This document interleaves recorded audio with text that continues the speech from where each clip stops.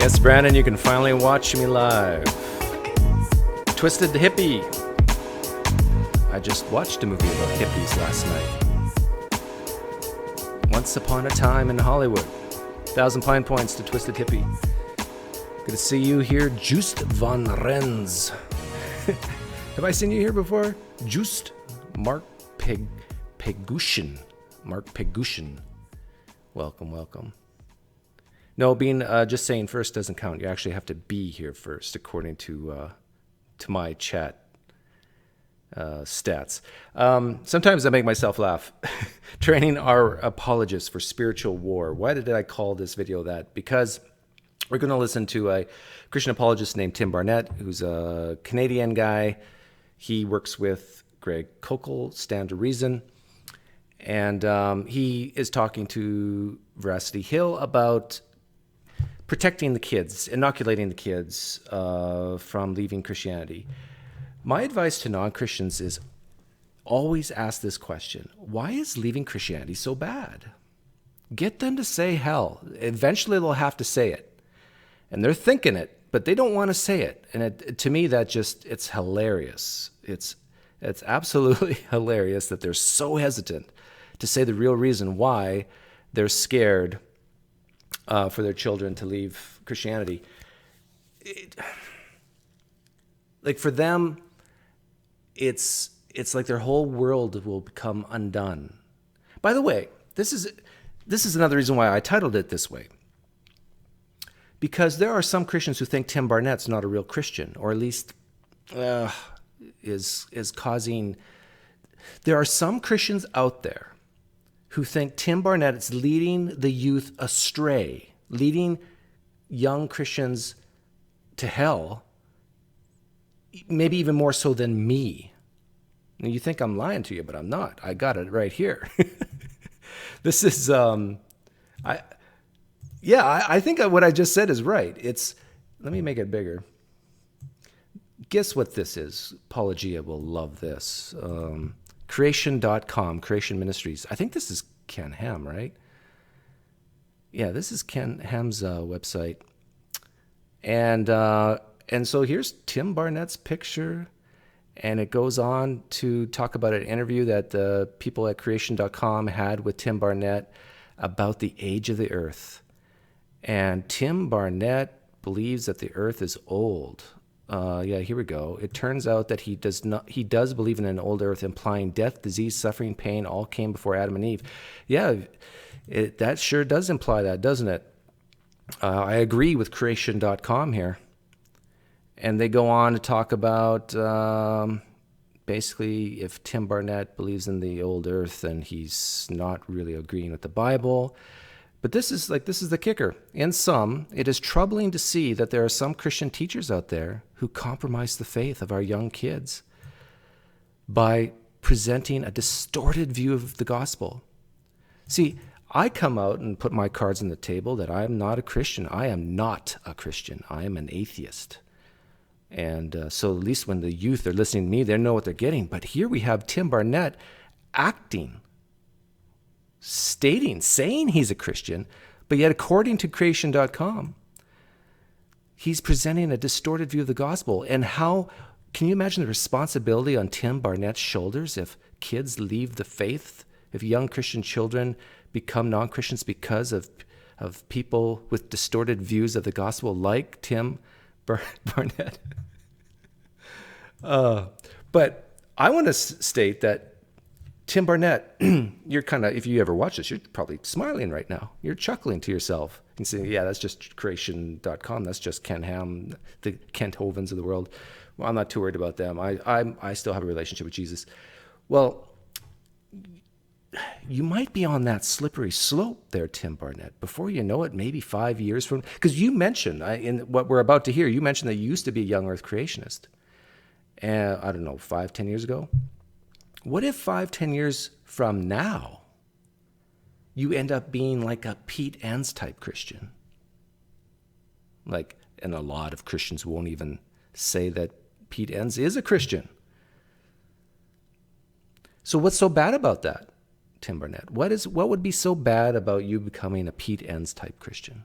not really believing the Bible is, a lot of it's storytelling and parables. What's so bad about that? In the same way, what's so bad if Tim Barnett has 3 kids? It's public knowledge. 3 daughters. What would be so bad if one of them left Christianity? Anybody who speaks to Tim Barnett in the future, ask him that question. See if he'll answer hell. He will work so hard. I've done this with Greg Kochel. They'll work so hard to try not to answer that way, but that's what it boils down to.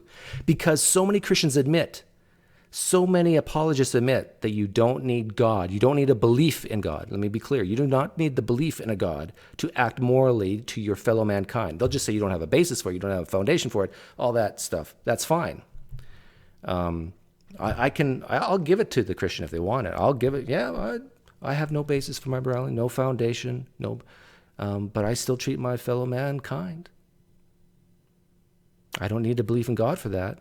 So Tim Barnett, what if your daughters, what if one of them left Christianity? Why is that bad? She probably will still treat her fellow man kindly. What's the big problem? They will resist as much as they can, guys like Tim Barnett, from saying hell. And it just baffles me.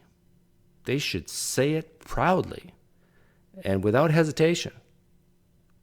The worst part about leaving Christianity is you're doomed in the afterlife. Life here is just a vapor. The real party begins at the moment of death. Okay, so here's Veracity Hill. Chris is his name? I think so. Interviewing Tim Barnett. That's right.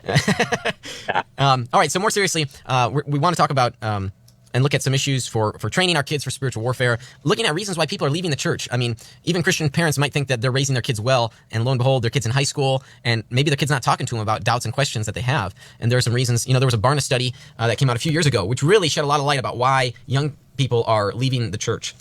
Maybe tell us a little bit about that Barna study. Sure. This was done, I think not quite a decade ago. I think 2011 is when they published the study. I'm playing at 1.5x, so I apologize, and I'm not going to play all of it. And actually, it was put into a book called "You Lost Me." And what's really interesting about that book is they didn't just look at when young people are leaving the church, walking away from their faith. The buzzwords are disconnecting or disengaging from the church. That's how they describe it. We used to think it was like college years. Okay, so it's because those students went to college or university, they met those professors, and that's why they left. Well, what's cool about this study was it said no, it's actually happening by the age of in 15 years old. So we're talking grade 9, grade 10, and so this was important in that respect. But it was also important because David Kinnaman found, he's the president of the Barna Group, he found that there were 6 kind of main reasons why young people walk away. And what's interesting is in 2012, Christianity Today, they took those 6 reasons and they basically summarized them in a single word, okay? And the words were isolationism, shallowness, anti-science, sex, exclusivity, and then doubters, okay? So those were the 6 words, those were the 6 top reasons why these young people were walking away. Okay, so this whole interview is going to be based on those 6 things, and they're going to very quickly go through. I don't think I'm going to go through all of them, but I'll probably have some comments to make. From their faith. And what I noticed was, when I saw this list, and it was just a couple years ago when I was reading about this, I said, you know what? All of these issues, to some degree or another, are related to what we do as apologists. They have an apologetic response. I mean, some more than others. And what's interesting with my monologue, my introductory monologue, what's interesting is that even apologists will accuse each other of these 6 things, that they'll have different responses on sex and doubt and different things like that. And they'll look at other apologists, just like I've shown. Creation.com Ministries will look at apologists like Tim Barnett saying, you're leading people astray. And the second thing, so that was the first thing, it's like we address these issues. The second thing was, we've been addressing them for years. Like I've been with Standard Reason for about 5 years, okay? But these issues, they've been tackling for like 25 years, okay? And so this isn't new stuff. And so I'm a little scratching my head as I read through this research. Why is it these are so powerful, these arguments or these reasons, when we have addressed these for decades? And because they're not buying it, Tim. Just because you've addressed them doesn't mean people will agree with you. The reason why I think over half of the youth leave Christianity or leave even the belief in a specific God. They might believe in some type of deistic God. Is because they can't see a God like they can see a cup. They can't hear a God like you can hear me right now. It's as simple as that. Of course, the answer is, okay, we've been addressing them, but the church at large isn't even familiar with what we're doing. And so this is why I think it's so important that we get apologetics out to the church en masse. We need to get this stuff out there. It's not that we don't have the answers, that most people don't even realize. Which is kind of interesting because it just so happens his career, his income is based on apologetics. So we need to get it out there. We need more of it. Realize we have answers. Yeah. J. Warner Wallace has said that we don't need more $1 million apologists, but we need more $1 apologists in the church. And so that, yeah, he's right.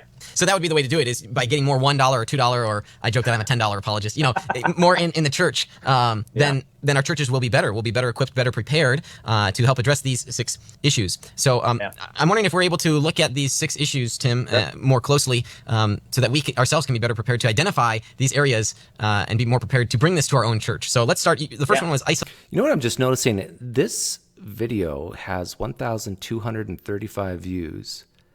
And I looked at Veracity Hill's channel on YouTube, and they hardly get any views. Like, I get way more views than them, and I'm a small channel. It's interesting how I honestly think a lot of Christians just stay away from YouTube. It's too evil, I guess. Isolationism. Yeah, and what's really cool. Speaking of, the first one's isolationalism. About this one, isolationism, is that Stand to Reason for years has a phrase that we don't isolate young people, we inoculate young people. And I don't know if Greg Koukl coined that phrase or if it was Brett Kunkel. Certainly, I didn't invent this, but I think it's true. We don't want to be isolating, because oftentimes the church. Okay, now if you're a Christian listening to Tim Barnett here, he's basically saying we don't want to isolate our kids, our youth. We want to inoculate them.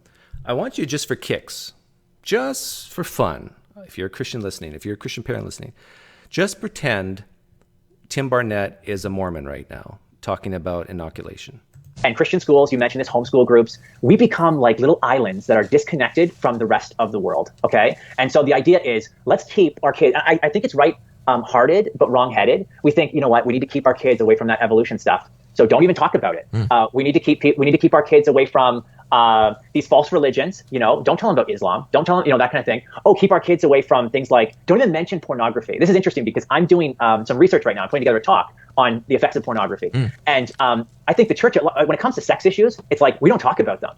I don't even remember having a sex talk with my parents. Okay, I grew up in the church. And yeah, I was the same way. My parents didn't talk to me at all about sex growing up. Maybe that's why I was infertile for most of my life. it was like, Tim, you better figure this out on your own, kind of thing. Yeah. Both my kids are test tube babies.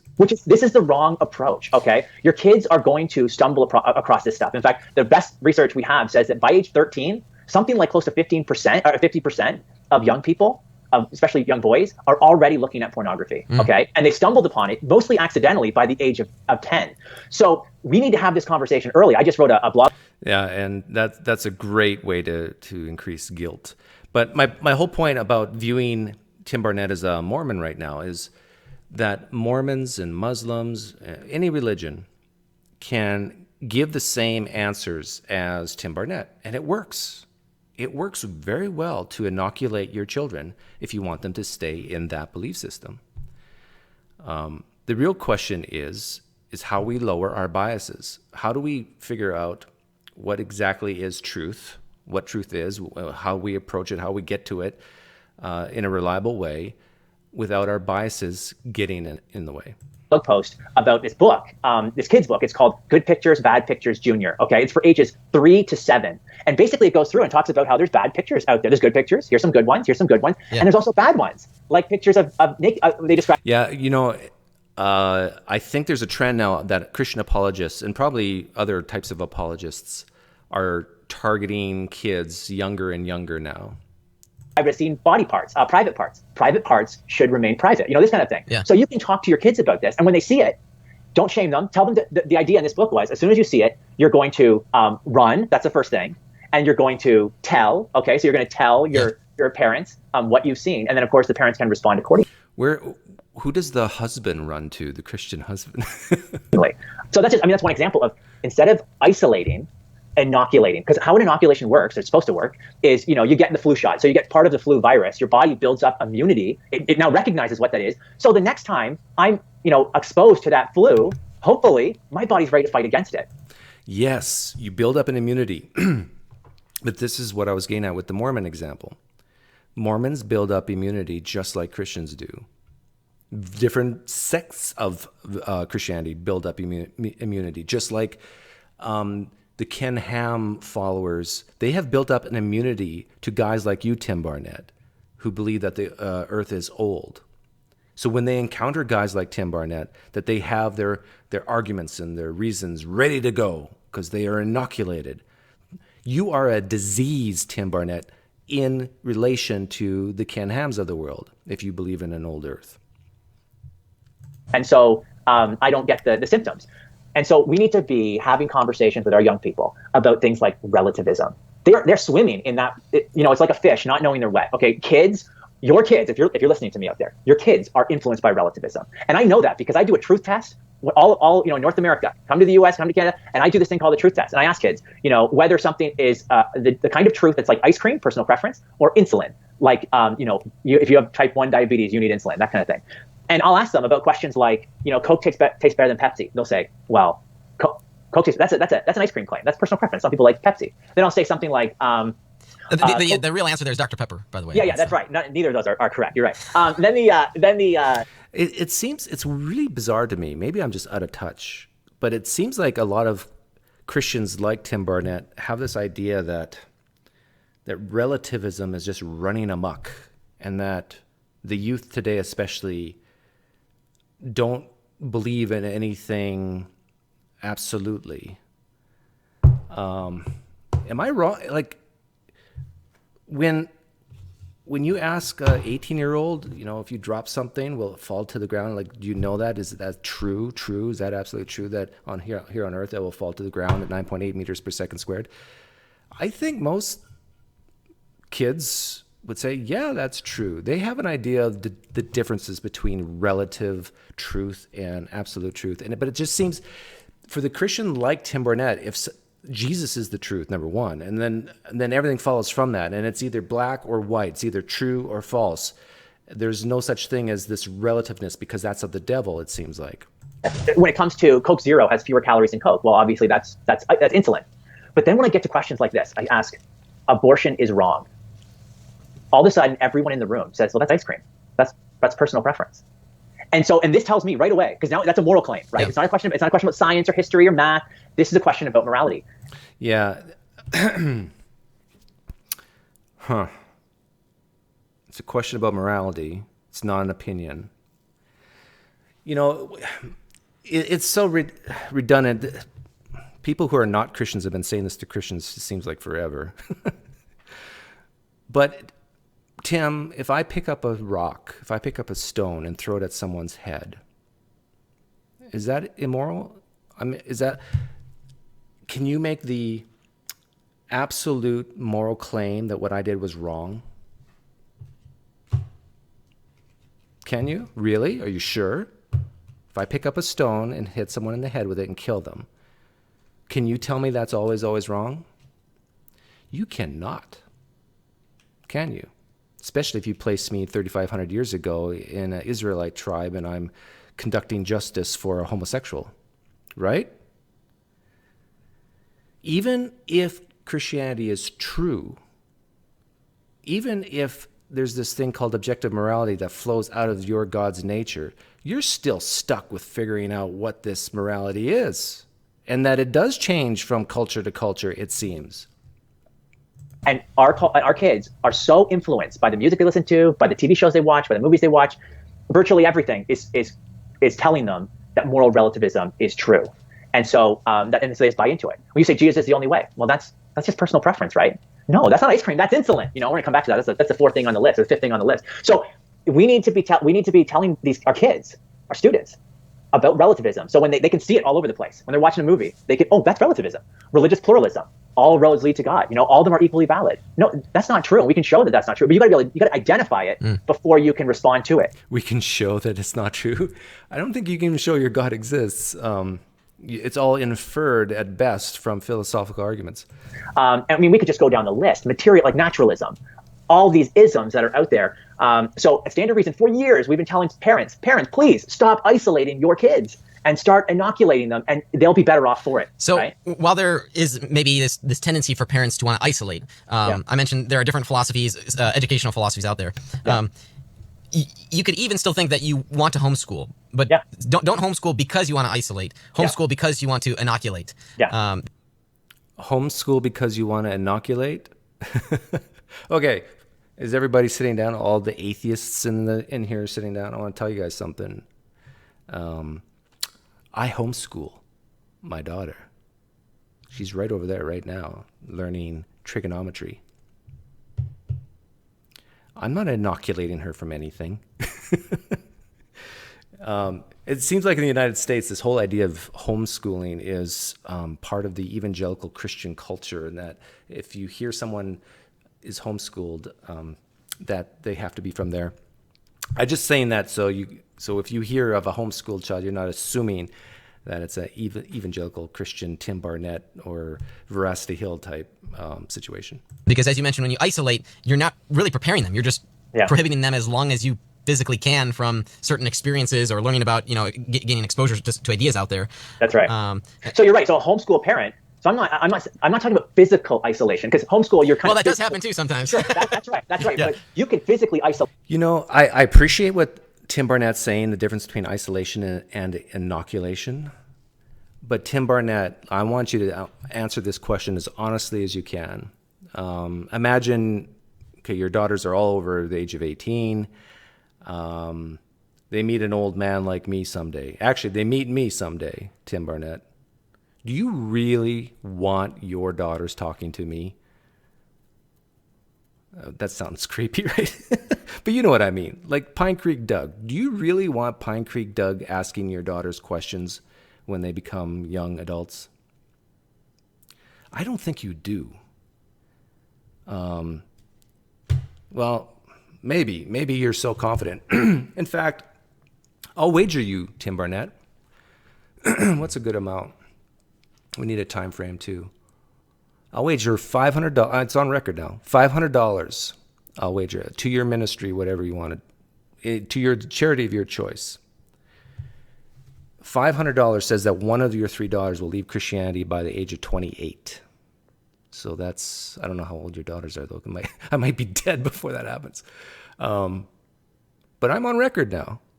Now you have to pay me $500 if one of your 3 daughters leave Christianity by the age of 28. But I'm pretty confident one of your 3 daughters will leave Christianity by the age of 28. And I'm willing to wager $500. And I bet you even know which daughter it's going to be. I bet you really could tell, even though they're still young. Look at. Should I have done that? I'm in Toronto, and if I told you some of the things that are being taught in the public school system, I mean, it should. There's some places in the States where it's exactly the same. Yeah. I think California is very similar. I mean, our sex ed curriculum, if you read through it, you would think, oh, this must be for like an 18-year-old. No, this is what they're learning in kindergarten, grade 1, grade 2. So we personally send our kids to a classical Christian school. If I wasn't traveling around, all over the place, I would homeschool my own kids. Yeah. But I send my son to a classical non-Christian school. Although you know what I mean, a public school, but it's classically trained.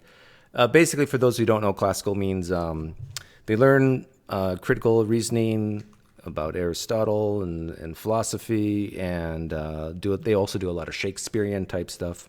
It's very old school type of education. That just isn't an option for us because of the work we're doing. Yep. So for us though, it's not just we don't want to isolate them when it comes to ideas. And when Jesus said to be in the world but not of the world, he wasn't speaking of us all floating around in these bubbles away from everyone. He was talking about the inoculation idea that we're in the world, right? We're interacting with people just like Jesus did, but we're not of it. We haven't bought into their philosophies. In fact, I mean, yeah, I'm reminded of Ken Ham right now, Tim Barnett. Yeah, you have bought into their philosophies, Tim Barnett. You yourself, you have succumbed to the old age lie of the earth.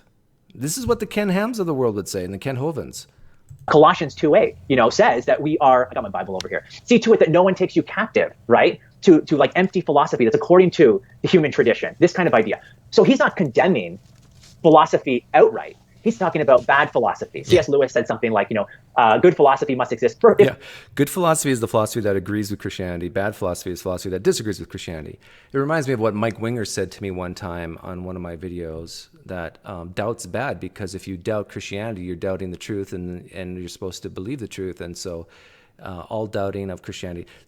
The point is, Tim Barnett, that if we're trying to figure out what is true to begin with, we don't assume that the Bible is true to begin with. You're open to the idea that the Bible might be wrong about some things, many things.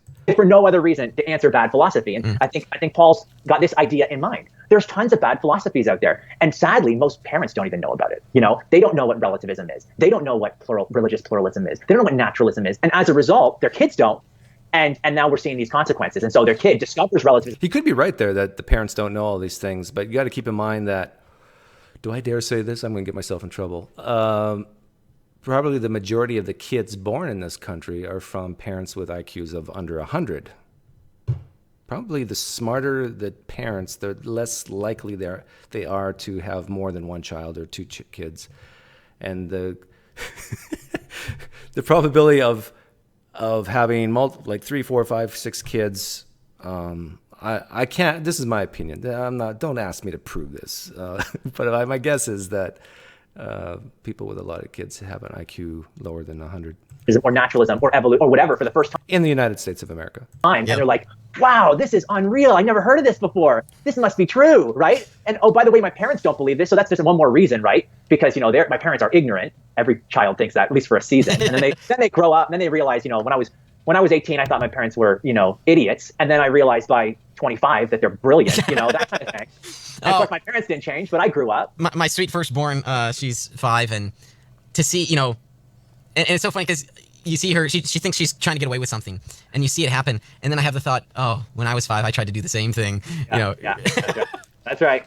It's you gotta watch out, eh? That's right, Doug Dean. I said it. 3 little girls, and they're like little parrots. They just they do everything and say everything that you do, and so I'll catch them. It's like, where did you learn? Oh, that's what I do, right? And it can be actually quite convicting. Yeah, and sometimes that's good, and sometimes it's there are things to work on. That's right. I must say both these guys they look very, very happy. It's almost like there's something inside them that causes this joy. That's right. And so practically speaking, and if parents are listening, it's like, okay, what do I do? Well, you need to start educating yourself on some of these things and teach them. Just at the dinner table. Virtually every dinner, we have some kind of meaningful conversation with our girls, and they're registering it. We were talking about the Trinity the other day, and my girls are at day camp. They're there right now, and one of the leaders sent me a text message saying, your daughter was eating these popcorners. You know what popcorner is? It's like that's a good way to inoculate teaching the Trinity at the dinner table. Popcorn, but it's in the shape of a chip that looks like a triangle. Okay. I don't know if you guys have those in it might be a Canadian thing. Okay, so it's like they've mashed up popcorn into the shape of a triangle. Okay, and put cheese on it, and it's like a chip. Yeah. She's holding this thing in the shape of a triangle, and she's explaining to her friends. She's 7. Okay, this is just like God, and she's like, the corners, Father, Son, Holy Spirit, but one chip, one popcorner. And it's like, I realize that that's probably even a heretical teaching. Yeah, we're St. Patrick in his bad analogy. Yeah, that's right. But the point is, our kids, they take in this stuff. Yeah. I didn't know whether it was dropping into the meter. Yeah, this will be so interesting if Tim Barnett takes me up on this bet. Here he's basically bragging about his own kids, teaching the concept of the Trinity to other kids. And I am quite confident. I'm willing to put up $500 that at least one of his daughters will leave Christianity by the time she turns 28. Now, she might have kids and then go back to Christianity for a little while because of the whole nesting thing, because of evolution.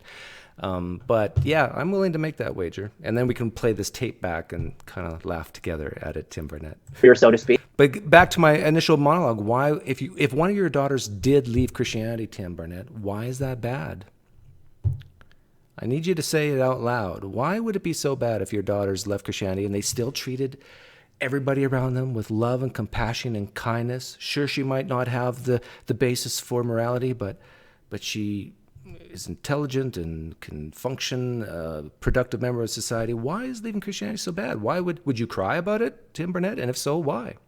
And turns out it is. And so we need to be using that time, that meaningful time together, to train up our kids by exposing them to these ideas. And it made me role playing. Sometimes I'm at the dinner table, I'm like, okay, kids, I want to pretend like I'm an atheist. You guys know what an atheist is? No, what's an atheist? An atheist is someone who doesn't believe in God. And they're like shocked. People don't believe in God, right? Because they're in this environment. They go to school, Christian school, church. I mean, this is their life. You know what's interesting is I talked to Greg Kokel, I think Tim Barnett's boss in quotes. He would say that even Hindus are functionally atheists because they're believing in the wrong God. They're believing in imaginary gods, the gods that are not even real. So if you're not believing in the Christian God, you're basically an atheist. Yeah, there's people that don't believe in God. And then I say, well, why do you guys believe in God? I'm an atheist. Show me that there's a God. And there's like, well, our daddy believes in God. Okay, my daddy doesn't. So, and then we're talking this out. And all of a sudden they're giving me arguments from design and the creation. And it's like, okay, you guys are getting this. You guys are future. Yeah. You're the apologists here. So that's the idea I'm talking about, exposing them. Disembodied dead. PineCreek, double or nothing. The girl teaching the Trinity doctrine will be the one to leave. Yeah, I should get double, Tim Barnett. I should get 2-to-1 if the Trinity girl daughter leaves Christianity. Now, a lot of Christians might be really upset that we're even joking around about this, but just based on statistics, what we've seen, remember Frank Turek, Tim Barnett? Frank Turek has been quoted as saying many times that 70% or so of Christians who go to university leave the faith, at least for a time. I'm saying I got pretty good odds here. 1 out of 3, one of your daughters, at least one, will leave Christianity, and it's just based on statistics. What would you say? So here, I might think someone might be listening to this and they might say, oh, well, man, Tim is just brainwashing his kids. What's the difference between training kids, preparing them and sort of just drilling in? I don't know if you're familiar with this. There was a story that came out like 5 or 6 years ago of the daughter of a popular apologist. And she basically put out her story and, it's like, man, she was just drilled with doctrine and it sounded like she just wanted a hug, Yeah, you're right. So what's the difference? Oh, I think they're talking about Matt Slick. Yeah, I could be wrong, but I think they're talking about Matt Slick's daughter. She left. In fact, if I would have made that bet with Matt Slick, I would have won that. Difference here then between training and preparing kids and, just going overboard with. So I think that, we have fun too, and it's not all about doctrine. And, of course. Smaller than these guys with, if you saw them cover me with kisses, you'd be like, okay, it's not like that kind of, like I'm running a boot camp over here. No, this is like, we're just, we're sitting down for dinner. It doesn't always go smoothly, by the way, either. Think, oh, wow, Tim, you got it all figured out. No, like food sometimes is flying. Okay. So we need to be careful though. Here's the difference. It's not brainwashing. Brainwashing gives one side and says, believe this because I told you so. Okay. Brainwashing? What? I got to write this down. I'm going to clip this later. Yeah, this is going to be useful. Let me rewind it here. Brainwashing gives one side and says, believe this because I told you so. Okay. Believe this because I told you so.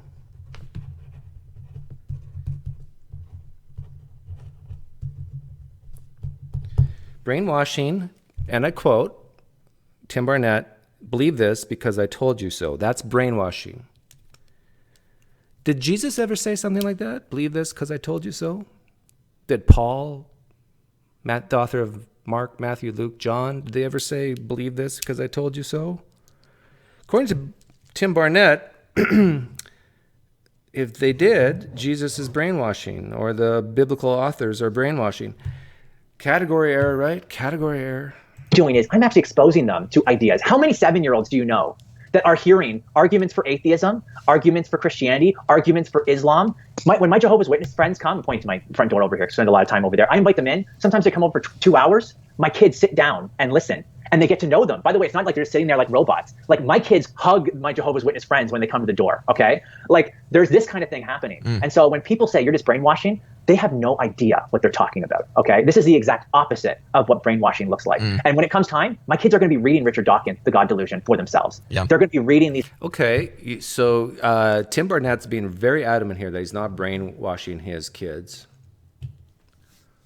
I'm debating whether I should give him a dare.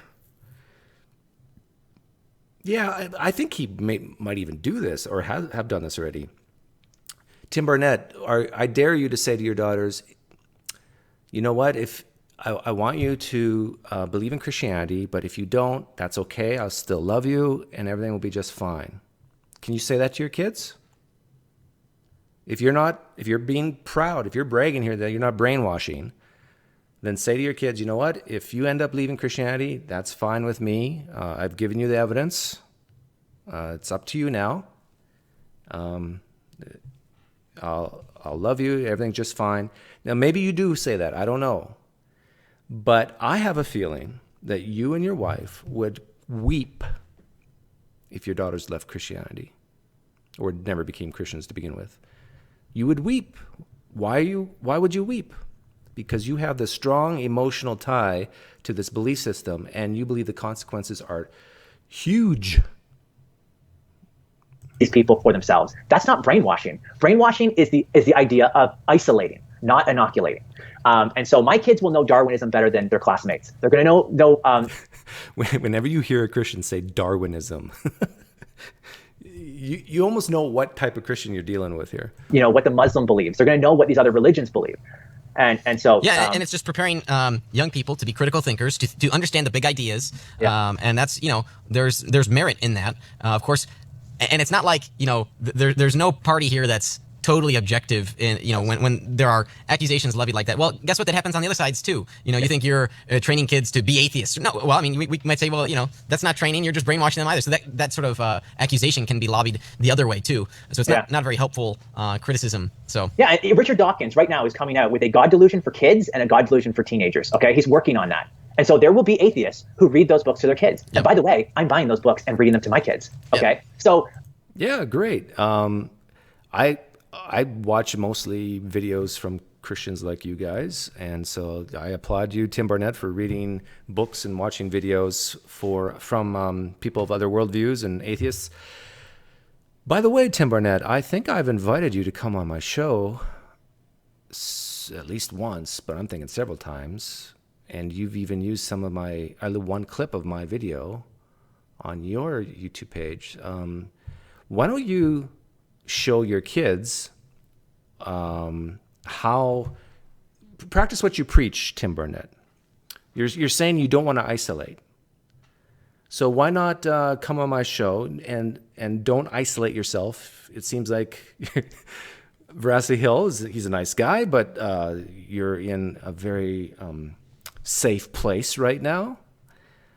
Why don't you come on my show, and I will be a nice guy, but it won't be safe for you. I will probably ask you questions that you do not want to answer. But I encourage you to do it anyhow because you don't want to be isolated, right? So yeah. I think it depends on your approach, whether you can label this as brainwashing. But certainly the way I'm doing it doesn't resemble brainwashing at all. Yep. All right. We've got a few minutes before we need to take a break. Let's start, though, on the second point. We've spent all this time just touching on... That was a big one, though. That was a big one. It is a big one. Some of these other so ones what does it mean? I've written in my note here, shallow. People left because of shallowness? Yeah, so what the study said was that they found church boring. They said faith is irrelevant and Bible teaching is unclear. Okay, and what I think is going on here, because I'm preaching to the choir here. Okay, you're working on your PhD in. Can I say what it is in? Or yeah. Okay. So in original sin, and we were just talking before the show, and I'm reading a book that we both seem to be on the same page with. This is heavy doctrine stuff. Okay, now when I talk to kids about doctrine, they get excited. And I mean, I think it has to do with the way we approach it as well. We're not just reading like, here's what this old scholar says, this dead scholar says, but the way we present it. But it turns out theology is not shallow. It is so deep. It is so rich. And our kids... Again, if you're a Christian here listening, just imagine Tim Barnett's a Mormon or a Muslim, and they could say the exact same thing. We can make the Book of Mormon, we can make the Quran exciting and rich for the youth. Are starving for it. Like they're hungry for it. You want to know why? Because when you consider a typical Friday night or Wednesday night youth meeting, you know what's going on there? Usually pizza parties, laser tag, we're playing volleyball. I mean, I'm describing my own upbringing, okay? I was in church whenever the doors were open. Mom was in the choir, all that stuff. We went to youth and Sunday school and we did it all. And I didn't know anything. By the time I was 18, you asked me what the Trinity is, I would have said, I don't know. Incarnation, what's that mean? You know what I'm saying? Like these words, I had no clue. And yet I was born basically in a pew, okay? And not literally. So here's Tim Barnett admitting he knew nothing. Let me rewind that a little bit. We went to youth and Sunday school and we did it all. And I didn't know anything. By the time I was 18, you asked me what the Trinity is, I would have said, I don't know. He didn't know. Were you a Christian, Tim Barnett? You didn't know anything about theology? About what you believed and why? You didn't know anything? But I bet you would still call yourself a Christian back then, right? So if you can be a Christian and go to heaven and spend eternity with Jesus without knowing anything, seems like a win situation for the youth, the Christian youth. They don't have to even work that hard. Incarnation, what's that mean? You know what I'm saying? Like, these words, I had no clue, and yet I was born basically in a pew, okay? And not literally. Some people are going to think that's not sanitary. No, I was born in a hospital, okay? We do that in Canada. I was going to say, I've heard of home births, but I'm not sure I've heard of church births. Yeah. But you get the idea. You know, that's what we did. And someone might break out the daily bread. You know what I'm talking about, the little daily bread, you know, devotional. Yeah. Okay, so we do the gym night, and then, okay, everyone take a break. Let's get a water break. Okay, I'm going to read this. Everyone listen. Okay, let's get back to it. You know, that kind of thing. And that's as deep and heavy as it went. Yeah. And so I think that's happening. And it's been my anecdotal kind of seeing what's going on. It was my experience. And our kids deserve more. They can handle more. When I go and speak at churches, I use the same presentation that I use with the adults, okay? And I'm speaking to junior hires, I'm speaking to high schoolers. And let me tell you something. No offense to parents listening, but your kids get it better than you do, okay? And I think that's because they're in the mode. Like, they've been to school. Most of us have been out of school. Brian Stevens, no, I don't think Tim Barnett's, he's one of the typical Christians who just raised in it. He can't remember a time when he wasn't a Christian. I'm sure he had his doubts, like, you know, in the late teens, like a lot of Christians do. But I don't think he has a sob story like some other apologists. For a while, okay? And so we're not used to taking in lots of information in the course of a day. While these kids, I mean, they can handle it. And so one thing I say is Greg Kokel, he says, stop saying put the cookies on the bottom shelf, okay? Because some cookies cannot go on the bottom shelf. There are some things like the Trinity, it ain't going on the bottom shelf. Yeah, but here's he says this: we throw the ball so that you can catch it. And if you miss it, maybe it hits the guy behind you, okay? And so some things like the Trinity, we're going to throw it, and you may have... Oh, someone's, Chet, I did something different on this YouTube channel. This is a big aside, I apologize. But just to let you know that it's not me, it's YouTube. I clicked a box or something and for the moderators. So anytime you guys swear, it will automatically be held. And so I either have to approve it or Chet does, or disapprove it. I prefer you guys keep your swearing to a minimum, and if you do swear on my channel, you whisper it in chat somehow. have to dive for it, okay? It may not be easy. You may have to jump for it. But some kids are going to be able to. The reason for that is because I don't want to just preach to the choir. Believe it or not, there's a lot of Christians in here right now. My guess is there's going to be at least, if there's 128 people, there's going to be at least 20. Yeah, that's pretty conservative. There's at least 20 Christians in here right now. And so if you're a person in the chat who's saying F this guy, whatever, they're just going to leave, right? And I want the Christians to hang around here. Jump for it. Yeah. And let's make them work. And I think we'll be surprised at what our kids can handle. And so let's start talking about the hypostatic union. And let's start bringing serious theology. And because some of the best conversations I had were, in my early 20s when I discovered apologetics and theology and all this stuff. And it was, these were the deep, meaningful conversations that I'll always remember. Not like, what was going on with the baseball team. We both like baseball, but these are superficial compared to the big questions about why are we here? Where did we come from? Whether there's a moral law or not. These kinds of whether God exists or not. Even like my atheist friends, acknowledge these are big, heavy questions, and they're fun to talk about, right? I was going to say the shallowness critique here is related to many of these other points that we'll get into. When there's that shallow experience, you're not talking about the deep questions, like whether... I need to say something here. When it comes to theology, for people who weren't raised Christian, they're just thinking, whoa, why should anyone even care about this stuff? But for Christians... For the Christian youth, what's happening is that they're doubting the Bible to begin with. And so you need to have, if you're going to be a Christian apologist, you got to even back up and remove the doubts from the Christian youth that any of this is true, because the theology flows from the text. And if the text isn't reliable or true, then who cares about the theology? And I think that's probably why a lot of Christian youth are leaving, because they just don't believe it's true. Or, the relationship between science and faith, what's a, Christian sexual ethics and having that clearly explained and defended.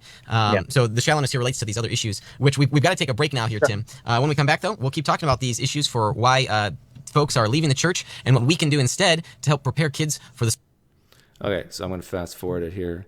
Rethinking Hell. Oh, that's a commercial. Oh, commercial with Michael Licona. Yeah, this is... Let's see, I want to fast forward it to about 27 minutes to go. Okay. Harris. Sam Harris. Okay, nice. Interesting guy. Or you know what, Ben Shapiro, when it comes to things of Judaism. Oh yeah, they just asked a question of who would you want to talk to that's not a Christian, and he said Sam Harris versus Christianity. That would be a fun discussion. NT Wright's answer when we asked him this question: Jordan Peterson. Oh, that would be, and he's a local guy. He's from University of Toronto. Yeah. I wonder if you could email him at his faculty profile and say, hey, you want to get lunch sometime? He's probably way too popular to... He probably, but you never know. I've heard stories, people who have met him, and he's been really down to earth and willing to, go on their... Oh, so you'd want to talk to Sam Harris or Jordan Peterson, but not to PineCreek. Podcast or whatever, really. Yeah. Open to it. Yeah. You should have him. You should send him a message. I'll be honest. Send him a message to his website like a year or two ago. No response? No response. Yep. Okay. I'm stuck By the way, Tim Barnett, and I'm quite confident you're gonna watch this video at some point in your life, probably soon. I want you, if you ever come on my channel, I want you to assume that I'm going to trap you, and I want you to wear the full armor of God. I want you to come ready for battle. I want your expectations of me to be incredibly low. And if you do those things, you're going to have a wonderful time, and you're going to say, "Oh, that went way better than I thought it would." guys like Tim Barnett, I know. Meanwhile, I'm emailing you. You got to have me on your show. Okay, so let's see. We had 6 points from Barna, and in the first half of the program, we spent most of the time talking about this isolationism, and you sort of responded with that to hold to an inoculation philosophy. Yeah. And then we also covered sort of the shallowness that some people have in their experience of doing church. Yeah. And these 4 other ones, I take it, are really up there on the apologetic world. So the first 2 kind of like deal with experience and maybe a philosophy of doing church or, those sorts of things. Which I don't know if our guest could hear Mark. Mark was just running around there and something was jingling in his pockets. Did you get what you needed, Mark? Yeah. I thought it was Santa. Yeah. Yeah. Tell me about that, and what can we do instead to prepare our kids? Well, the church, I think, needs to, and parents need to start talking about scientific issues. I'm trying to raise, 3 little scientists myself, and so we watch things like Life, and on Netflix they have these kind of documentary stuff. I guarantee you, his kids watch Veggie Tales. I'll wager that. How much money you want to wager on that, Tim Barnett? And that's probably part of their science upbringing is watching Veggie Tales. You've got a bachelor's degree in a scientific field, so you're just kind of oriented that way. And I love science. My bachelor's degree was in physics and minored in math, and then I was a science teacher for a little while, teaching both in the private system and also in the public system here. Wait a minute. You have a bachelor's in physics, and you at one time believed that the Earth was 6,000 years old? Am I right about this, Tim? I love science. We need to teach our kids that science and faith and Christianity are compatible. In fact, I taught on this just yesterday morning.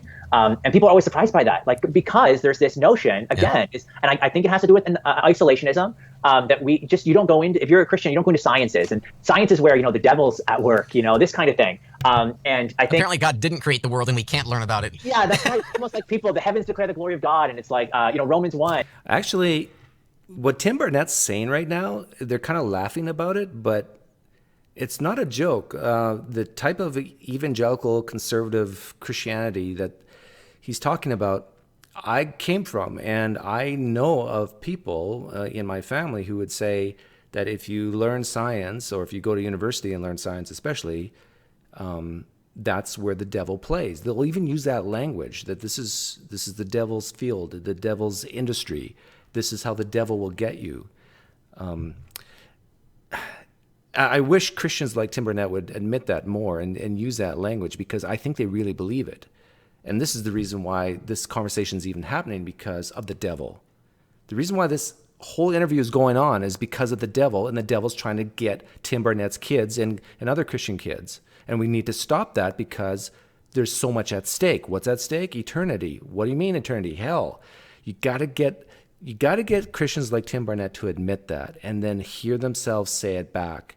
And once they realize that their religion is nothing more than a religion of carrots and sticks, I think there's a chance that they might see the light.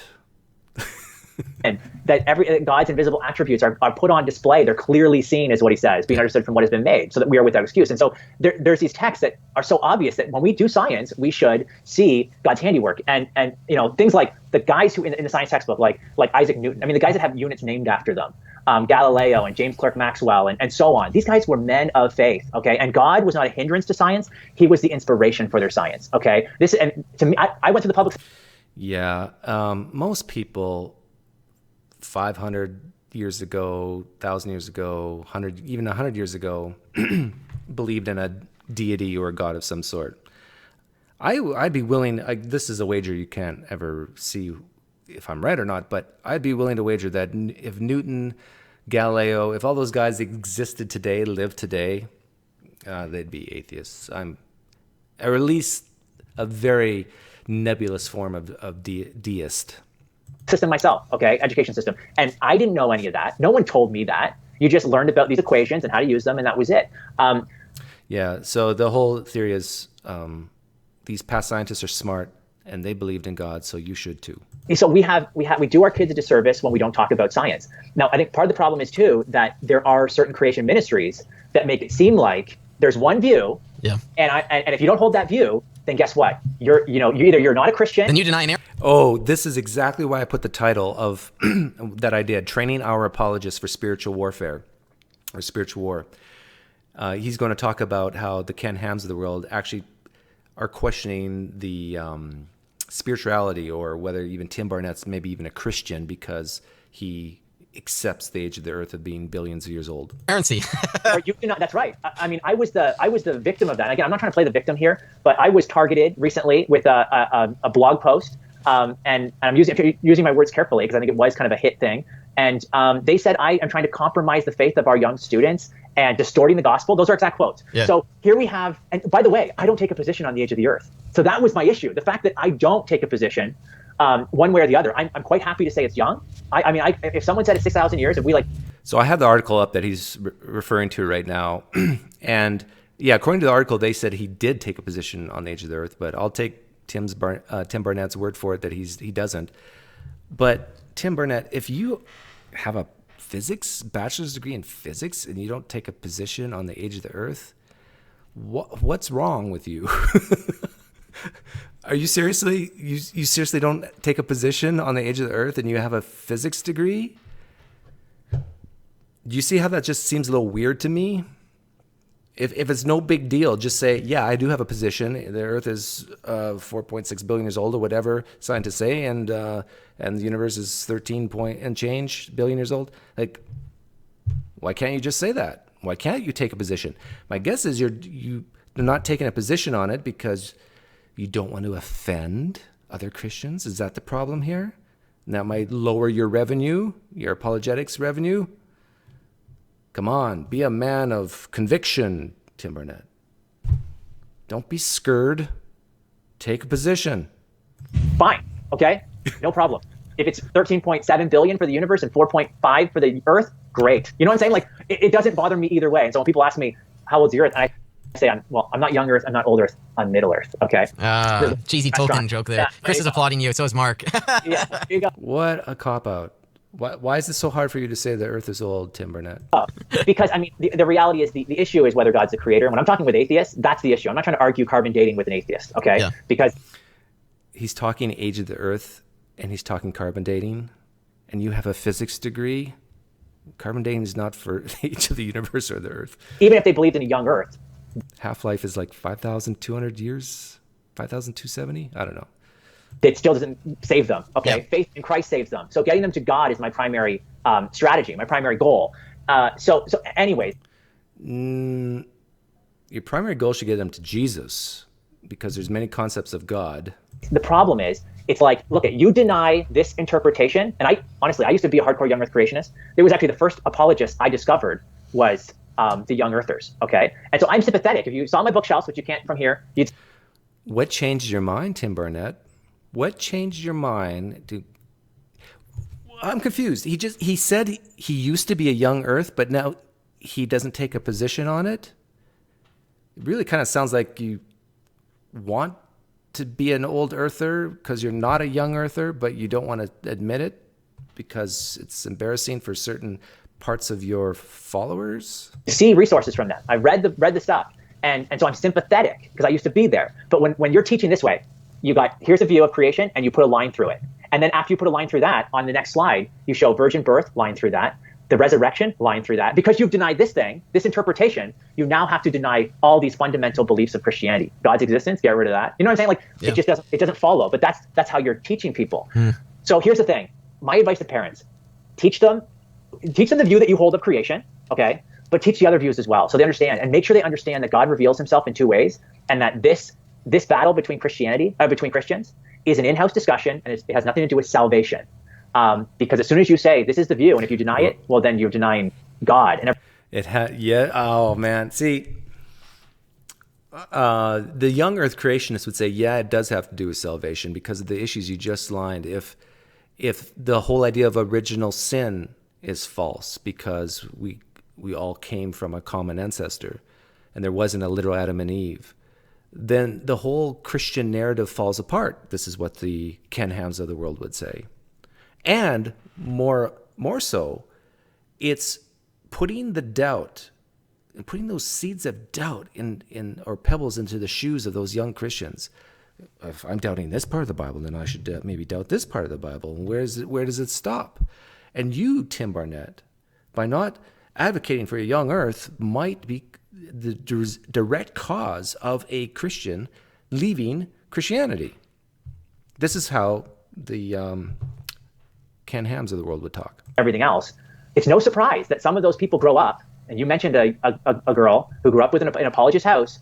And if you read her testimony, you get this idea that, wait a second, if this isn't true, then I throw the whole thing out. Like, get rid of my whole Bible because I'm changing because I don't hold this interpretation in Genesis in these like 2 pages. Okay. That's not how hermeneutics works. Okay. That's not how it doesn't follow. Yep. So science, really important. And we could. You know, what's interesting is where Tim Barnett was, what did he say? 5 years ago, he was a young earther. If he can harness what changed his mind from going from a young earther to an old earther, I think he is an old earther. He just doesn't want to admit it. If he can figure out what really was the impetus to change his mind, he might even start changing his mind on what the Gospels say and how reliable they are, whether they use things like mimesis to create narratives using Elijah and Elisha and using Moses and so forth, to create a narrative, to create a picture of maybe a guy who walked on this planet 2,000 years ago. Storytelling, in other words, to view, because right now I'm quite sure guys like Tim Barnett, they open up the Gospels and they think they're reading a documentary. They think they're reading history. They think they're reading history. This just takes everything they believe and just crumbles it into nothing. No, I shouldn't say that strong. There's actually some rich things to learn from the Bible, even if it's all parable and storytelling. But the type of Christianity that Tim Barnett believes, if he progresses, like he did with the age of the earth, for example, and his view of Genesis, if he keeps that up, he will end up being a Pete Enns type Christian, which a lot of other Christians say that's heresy, that's apostasy. And eventually, and if that keeps going, he'll end up not believing in any of it. He might become a deist. And if that keeps going, yeah, he'll become an atheist. Spend a lot of time. I mean, if people do their homework on men like, Gregor Mendel, or some of these really big names in the science world, who father of genetics, or Francis Bacon, the father of modern science. What they find out is these guys didn't see a problem with their science and their faith. They came together quite nicely. Yep. Yeah, and there's Scientologists who are scientists. There's Mormons who believe that they get their own planet and have many wives and so forth who are scientists. We humans are terrible. We're terrible at reasoning. We're terrible at having our biases get in the way in certain areas of our lives, and in other areas we can we can sort of suppress our biases. Just because you're intelligent and rational in one area of your life, that doesn't mean you can't be crazy in other areas. So we got to keep all that in mind. Yep. I want to keep moving along in the interest of time to the next point. So it's on sex. And before we talk about that, we had a question from Mariah. She writes in, I've always wanted to ask Tim, or any of the SDR people, how do we know when to talk to our kids about the many social issues of today that are sexually and inappropriate for the really young? Yeah. So that's a great question. And the answer is, it depends on your kid. Some kids can handle those conversations earlier than others. Okay. So I would, and it also depends on what's going on. Look, I don't want to talk to my kids about the transgender issue. Okay. I really don't. Not right now. They're 3, 6, and 7. Here's the problem though. It's all over the place. And not only that, it's in my own family. Okay. So we have a relative who is in her early 20s, and she is transitioned. First she was gender neutral, and now she identifies as a man. Okay. And just changed her name. And so my daughter's actually in Winnipeg. And Winnipeg, that's where my wife's from. I'm in the States, and it turns out that she was in the basement. All the kids were down there, and my daughter is talking with Rook, and Rook is talking with them, and she says, "You sound like a girl." But she looks like a boy. Actually, she's even had her breasts removed. Okay. So she says, "No, I was born a girl, but I identify as a man." And my daughter said, "Well, God made you a girl, so you're a girl." Okay. Ooh. Now, I bet you that didn't go over very well. I didn't know anything about this until Brooke sends my wife a text message, okay, and says, "I hope that I just want you to know I had a discussion with your daughters about my gender." And of course, my jaw's on the ground right now. Yeah, and again, I don't know what her relation is, sure, but it's like that's not the way you want it to happen. Yeah, that's right. And so of course we're like thinking, okay, what happened? She explains what happened. It's the first we're hearing about it, and she's like, "You need to teach your kid that this is my gender, and this is like, you need to teach your kids this stuff, this kind of thing." And it was kind of like, we responded very carefully, yep. With all due respect. We disagree with your view on this issue, and of course we love you, and just as you disagree with us on our view, yep. and you can still love us. So we're kind of walking through this. So my whole point is, though, now we have to have a conversation. We had to have a conversation. Their family gatherings must be a hoot. With my daughter about this whole situation. Not just leave it in the dark. Again, we're trying to inoculate. And so we're not going to ignore everything. Just like, let's pretend like that interaction didn't happen. No, we can't do that now. Yeah. And so to answer the question, it depends on the kid. It depends on their situation. For us, this happened earlier than we wanted to. But now I have to have a conversation with my 7-year-old. I got to have a conversation with my 6-year-old. You know what? My 3-year-old didn't know what was going on. Okay. She did, to be honest, that's where she's at. Yeah, the whole conversation, it wasn't happening, Yeah, I've got a 3-year-old, so I know exactly what you mean. Yeah. So we say stuff around her all the time, and things are just not registering. Although some stuff is. Yep. And, but she's, so that's kind of the short answer to that. I know we got to keep moving, but the So I'm curious to hear what he actually said to his kids. questions about sexuality are some of the biggest hurdles for young people right now. Okay, they think the Christian view is a repressive. Okay, yeah. It's archaic. It's and yet, of course, transgenderism. It is repressive. It is archaic. I tell you the truth that when a man looks at a woman lustfully, he has committed adultery in his heart. Can a Christian explain to me how that's not repressive? How that's not a thought crime? Hey, thanks for the donation, Brian. Have a conversation, indoctrinate them. Yeah. Christianity can be, this is part of the dangers of Christianity, is that when you have this idea of sex as being this shameful thing, and that even if you think about it the wrong way, that you've made God sad. That's very, very dangerous. And even homosexuality, like homosexual marriage, these kinds of things. This is relatively new stuff on the radar. Yep. Of course, homosexuality has been around for, of course, a long time. But I'm talking about the way it's being pushed in the culture so that we have to deal with these things. It's at a different level. Yep. It's being promoted in our education system. Okay. We have Pride Month, as you guys do too, in Yep. June. In Toronto, we had the World Pride Parade a couple years ago with millions of people. Okay. And so this is the kind of thing that we need to be having these conversations earlier and earlier. So that our kids know what's going on and can think through these issues for themselves. And it's almost as if the church just started talking about human sexuality, that's going to be an improvement upon. That's right. It's like, you don't have to work that hard. Just start talking about what our view is and explaining it, and that's going to be better than what has happened in the past. What our view is, I think Christians are so across the board on what their view is on things like homosexuality, transgenderism, and so forth. It depends on what type of Christian you are.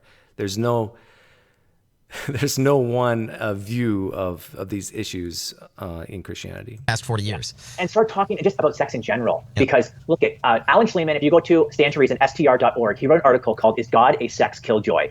And if you walked into most churches, you would think he is. like Christians who are married, you better not be having sex. That kind of thing. Yeah.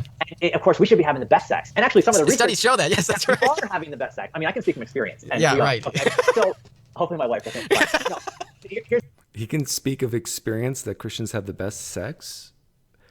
How many women have you slept with, Tim Barnett? If you're anything like me, the answer is one. And so how do you compare? Oh my goodness. Here's the thing. We should be taught God designed it, okay? And yet we act like I wish we had a camera on Chris because his look just now. his dog's on the ground right now. She's in the house. She's upstairs, so she probably heard me say Tim, that. I think the doghouse is in the backyard.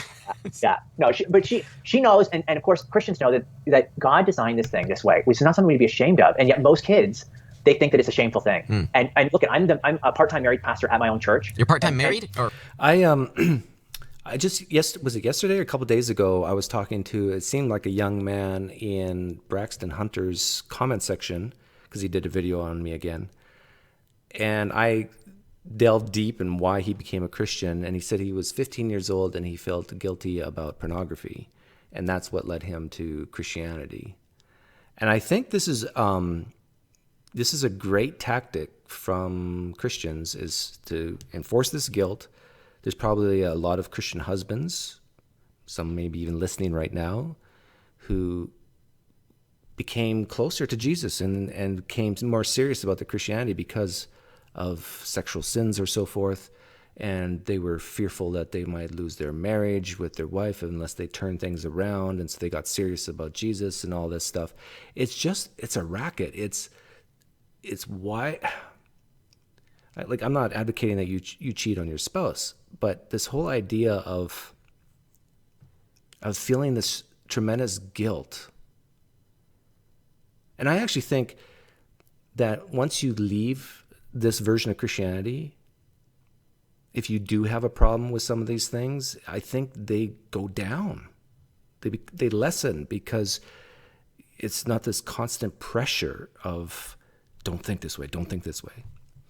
By the way, doesn't evolution kind of explain all this? The need to reproduce and keep their species going, and that's why us humans are prone to have these thoughts and these desires. Doesn't that kind of resonate with you, science, Tim Barnett? Or wait, married director. I'm married full time, but I'm a married pastor because I have a full time thing with Standard Reason. I can only, Yeah. I'm just playing with you. I know you are. I'm just making sure that everyone else knows that too. And so, what we've discovered is there are people who end up getting married and they have trouble having sex with their spouse because they grew up in the church and they have this idea that sex is this dirty thing, okay, and that maybe we shouldn't be doing it, and they feel ashamed.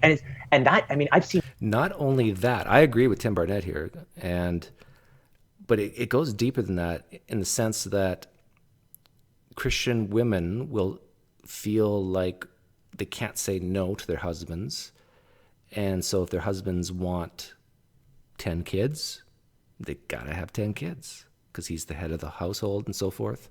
Now, again, not all Christians think this way, but there's a lot of Christians, especially in the United States, down south, and even in Canada, who, conservative Christians, it's like you can count the number of months that a woman's not pregnant in her lifetime. It's like, and these women get burned out, and they just, it's horrible. And then the women who leave Christianity after spending their whole life being a baby factory and not getting an education, and then they leave Christianity and they can't do anything because the only thing they've known to do is to be a mother, which is great. I'm not poo-pooing motherhood. In fact, I'm probably going to anger some atheists here now. I think the most meaning and purpose and fulfillment comes from procreating, from having children. This is why I think we evolved this way. And I think it hits women harder than men. Yeah, I'm definitely going to take off some atheists now. But I believe this. I believe that a woman will have more a sense of meaning, purpose, and fulfillment in life when she has a child. So I'm not poo-pooing motherhood at all. I better hit play before I get into too much trouble. Marriages end in divorce because of this kind of thing. Okay, so this is not just a homosexuality, transgender issue thing. This is just, broadly speaking, we need to do better when it comes to sex. And here's the thing. Hopefully, can you hear my daughter right now? It's the cutest thing. No worries. Okay. I just want to make sure that that she isn't walking on us here. So we need to do better. And I'm not here, and this is the thing I want to say. I'm not trying to beat up on the bride. Like I said, I'm a part-time pastor. I have no animosity for the church. I love the church. Okay, I want to see what's best for the church, and that's why we're making these criticisms, right? All right, what about the next one? All right, so we've got exclusivity. So this is, I mean, I think exclusivity has been a problem since Christ. Okay, since 2,000 years ago, this was an issue that you talked about schools being like Rome. Yeah. Of course, the idea that there's Doug Dean, very, very true. Having kids is the best or the worst depending on the kid. I agree. I've seen some horror stories. one way, and that's the only way. It's to our culture. It's intolerant. It's narrow-minded. It's even bigoted. It's arrogant. I mean, you have all these terms that get thrown around as soon as you start saying, "Well, Jesus is the only way." Here's my advice to parents. Teach your kids explicitly what the gospel is. And what you find is the idea that our message is exclusive starts to make sense because Jesus is the only one who claimed to come and die for sin and the sin problem that we all have. And so you need to make. Yeah. Christians even disagree what the gospel is. I've heard so many Christians with different slants on what really the gospel is, like especially the cross and the different theories of atonement and so forth. On hell, especially hell, like what is a real place? Jesus spoke of hell more than any other character. Yeah, the good news is so that people can't. The good news of the gospel is that so that people don't have to go to hell. That's basically the good news. And this whole idea of hell and separation from God seems to have come when Jesus did. Make it clear that we all have this problem, and here's the solution. Okay. The other religions don't even make the claim to have. There's no guru. There's no prophet. There's no that claims to have done what Jesus has done. And so what I do when I teach on Jesus being the only way is I start with, Kate, I want you to hear the gospel for the first, like you've heard it for the first time. Okay, because for many of you, maybe it is the first time. Well, I've always been curious to know, what does that exactly mean to say that Jesus is the only way? Does that mean you actually have to believe in Jesus, confess Jesus with your mouth, that you believe in him? Does that mean you actually have to follow the ways of Jesus to become a Christian? What does it really mean when Tim Barnett says, or Christians say, Jesus is the only way? Because I can get on I-10, Interstate 10, and drive to Phoenix without knowing who built that road. I can use the road without knowing who built it. And I think this is a great analogy to Jews. They believe in God, but they don't take that road that Jesus built. In fact, I think Tim Barnett would say that Abraham, Isaac, Jacob, they're all in heaven. I think Tim Barnett would say that. Did they know of Jesus? Did they know that Jesus built that road? My guess is no. Well, it's not a guess. They didn't. They didn't know the name of Jesus, not specifically, and that he would die and rise again, and that you'd have to confess them with your mouth, as it says as Paul says. You actually heard it, okay? Even if you've grown up in the church. And so I find that once you understand our need and the solution, you see, oh yeah, this is why Jesus said, I am the way, the truth, and the life. No one comes to the Father except through me. And by the way, that's Jesus. That's not Tim, okay? Don't call me arrogant. You're calling Jesus arrogant because he's the one who said it. And most... If he said it, this is the thing, and this is why the Christian youth are leaving, because they're even doubting that a man even said that. But for guys like Tim Barnett, they open the Gospels, they think, oh, it says here Jesus said this, so that means Jesus said that. You don't know that, Tim. All you know is that someone wrote that this is what a character or a man claimed to have said. And even if Jesus did say that, that doesn't mean that it's true. There's been many people in history who have made claims of being a representative for God or a deity or a son of a god. And you don't believe those people, right? Why do you believe the guy talked about in the Gospels? Why do you believe it's true? People think Jesus has more credibility, right? I certainly think he's got more credibility than me or you or any other living, philosopher or theologian. And so when Greg Koukl debated Deepak Chopra, this famous New Age guru, sold millions of copies, and they talked about this issue. Greg was very strategic in how he talked about this. He didn't say, here's what Greg says. He said, here's what Jesus taught, okay? So it's Jesus versus Deepak. And all this. Here's what the Gospels claim Jesus taught. And even if Jesus did teach that, so what? Why should we care what Jesus says? Now, this is the type of talk that Christians they're just like, don't say that, and they want to leave right now. They don't want to listen to me say that because it's like so offensive to them that there could be a possibility that Jesus wasn't who he claimed to be, or that he maybe even didn't make those claims to begin with. There's just so many things taken for granted by this type of Christianity from guys like Tim Barnett. Now they'll say they have all these reasons to think that it's reliable and so forth, but we're talking about 2,000-year-old texts, claims of miracles and so forth, no way to verify. And to think that that will bother Deepak Chopra, I don't think so. Maybe it did. It's like putting it on Jesus doesn't help Tim Barnett. Sudden, now it's like, oh, wait a second, I don't want to go toe to toe with Jesus. Nobody does. Okay, no one. I'll go toe to toe with Jesus any day of the week.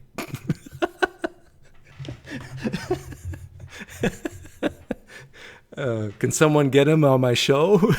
Wants to say Jesus is wrong on this. They're happy to say Greg Koukle's wrong or Tim Barnett's wrong, or But so that's where I would go with the exclusivity thing. And I would say you kind of already expose. I used to have a chair for Jesus right over here. You were mentioning some of the mental exercises or games you were doing about vanilla and chocolate ice cream and then abortion. You're already exposing them to the concept of truth because truth itself is exclusive. That's right. And so interestingly enough, I mean, the naturalists tend to not have a problem with that in terms of the science. There is objective truth, but it's usually once you get into like ethics and things. Thank you for admitting that, Mr. Veracity Hills. Can get more tricky for them, but that concept is still there, that there's an objective nature to truth.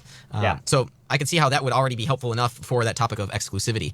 Yeah, there's this idea, and I think ice cream's a good way to put it. If you think about, I go to Baskin Robbins, you have all these flavors. Imagine you're over there looking at vanilla. I'm over here looking at chocolate peanut butter cup or something, right? And I say, no, you shouldn't have vanilla. If you eat vanilla, you're going to go to hell. But if you need to come over here to the one true flavor of religious ice cream, okay? People would look at you like you're crazy.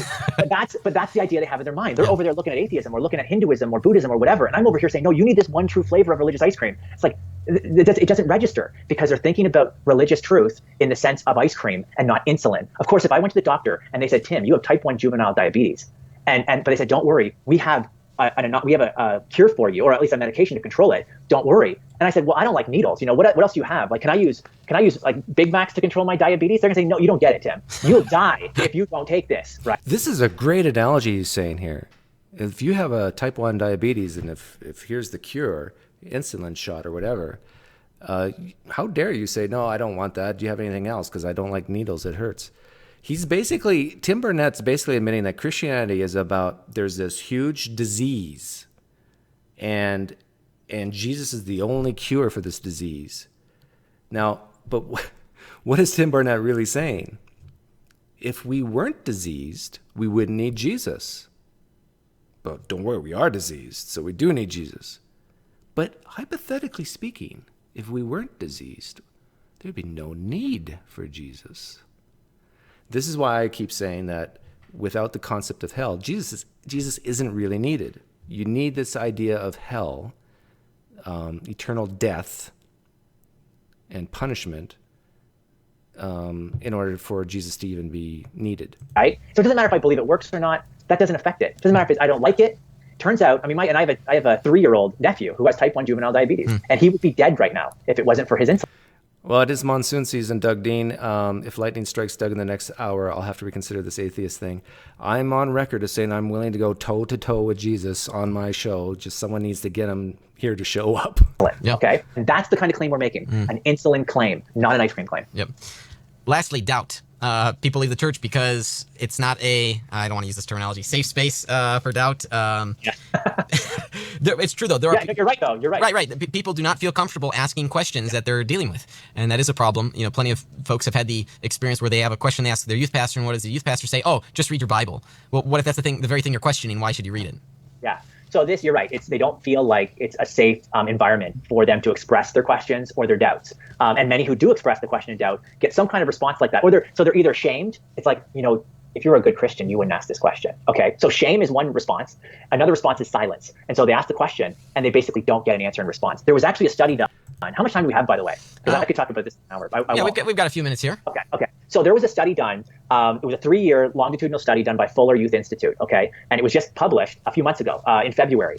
And what they found, and the headline of the article was interesting. It said something like, I can't quote it verbatim, but it said something like the biggest hindrance to your kid's faith is not doubt, it's silence. And so the point was, and they did a study, and what they found was 70% or something of the kids, the high schoolers they asked this question to, they found that they all had doubts, 70%. And what they found was 70% of youth have doubts. I wonder what percentage of apologists have doubts. that it was those who did not get a response to their doubt, an answer at all. They were the ones who ended up walking away from their faith. It was the ones who didn't, the ones who explored their doubts instead of ignored their doubts. So that might be a good way to keep it. Don't ignore your doubts, explore your doubts. The ones who explored their doubts ended up strengthening their faith as a result. To me, that's amazing. So the ones who explored their doubts ended up strengthening their faith. Is that what he said? Ended up strengthening their faith as a result. To me, that's amazing. So when I tell people, You realize, Tim Barnett, that this actually happens in Mormonism? I think you would agree with that. That when they explore their doubts, a lot of Mormon kids stay with Mormonism and become stronger Mormons. Same with Muslims. So what's going on here? Why is it that if you can answer this question, Tim Barnett, you have solved the mystery of evangelical Christianity and why kids are leaving. Why is it that Mormons and Muslims, when they doubt and they explore those doubts and they end up being even stronger in their faith, what is happening there? If you can articulate that, Tim, that'd be great. If you could write that down. What exactly is happening when they end up staying in Mormonism, staying in Islam, and not only that, but their doubts have caused them to become stronger. I've had a lot of Christians tell me that because of PineCreek, I have made their Christian lives stronger. And I always joke that they should give me a portion of their tithe then. But I think, well, no, should I say what I think? No, I'm not going to say what I think. This is a challenge for Tim Barnett. Get back to me. I'm quite sure you're going to see this video someday.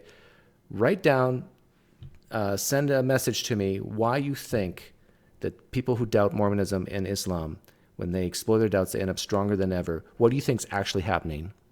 And if you can put that down on paper, then look at your own life and ask yourself if you've done the exact same thing. I did a talk the other day where I titled it, Doubt Your Way Towards God. There's a sense in which you can keep asking these questions and it strengthens your faith, okay? And so we need to be very open to our kids raising their questions and their doubts. And parents, if you're listening, don't just wait for them to bring the question to you, okay? Because oftentimes there's all these questions that are inside that they haven't articulated. They maybe don't have the words for it. Yeah. So what I would suggest is you raise the question. You raise the challenge. What I find is when I do an atheist role play, where I'll go into a church or a youth group or whatever, and I'll get introduced as an atheist, and I'll give all these arguments.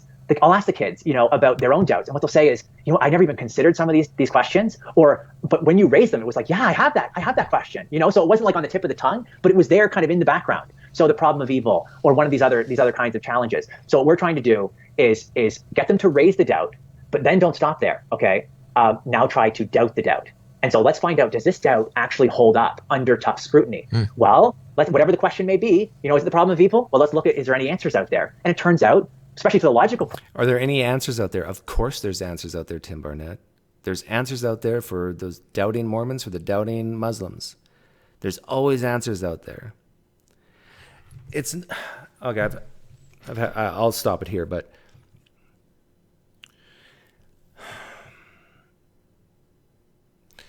the Christian has to ask themselves, how do I lower my biases? What's the worst that could happen? How can I look at this without being fearful of my parents being disappointed in me or me going to hell?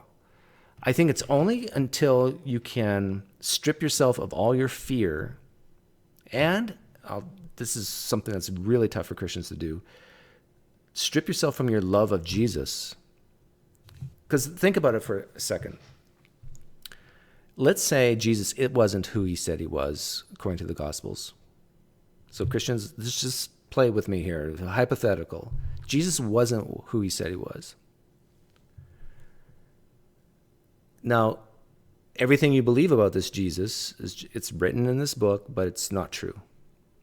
So you've been in love with not a person all this time. You've been in love with an idea.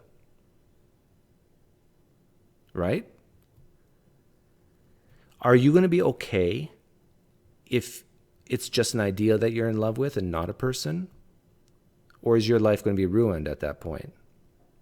This is the question you have to ask yourself. And until you can be okay with this, with admitting that it's plausible that you've been in love with not a person named Jesus, but with an idea named Jesus or Christianity, then you can actually explore your doubts. It's no longer part of your identity. It's no longer part of you. You can take those beliefs, put them on the shelf, and analyze them. Because you're going to be okay if you end up leaving Christianity. But for a lot of Christians, they cannot do that. That's why doubt is viewed as a bad thing, because they're not going to be okay. I need this person of Jesus to be with me. Doug, you don't know what I've been through in my life. I need Jesus every day. He's beside me. I need to pray. I need to do these things. I need the miracles that he provides, blah, blah, blah. And for those types of people, there's no way that they can explore their doubts and not come through it stronger, because they need it. They're desperate for it.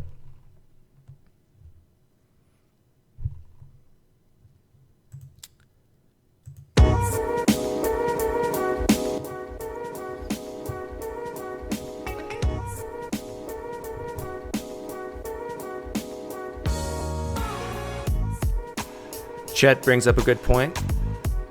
How many actual atheists have they had in front of their youth group? Why the need for an actor? Good question.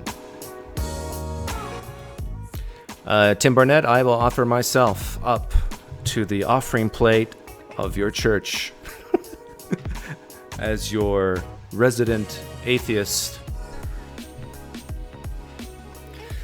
Maybe it's more efficient if I do it via live stream or something. We can use Skype or something like that.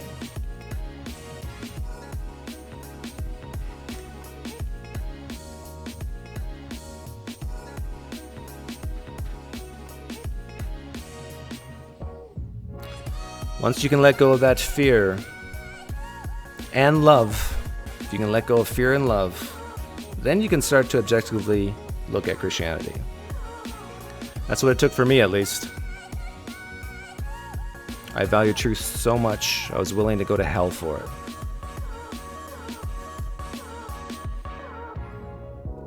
Yes, Eddie, you missed it.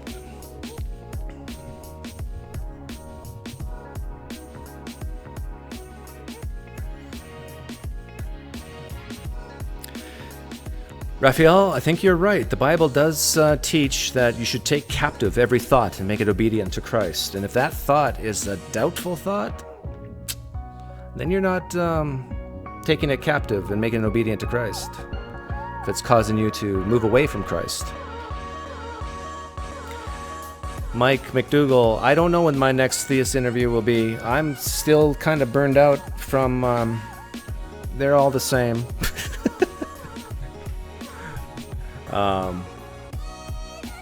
I don't know. Tim Barnett, you're welcome to come on since I've did a video on you. But I don't think he ever would. Because PineCreek's a trapper. He's a manipulator. He's not sincere. Well, I don't know whatever excuse. Poof. Have a great day, guys.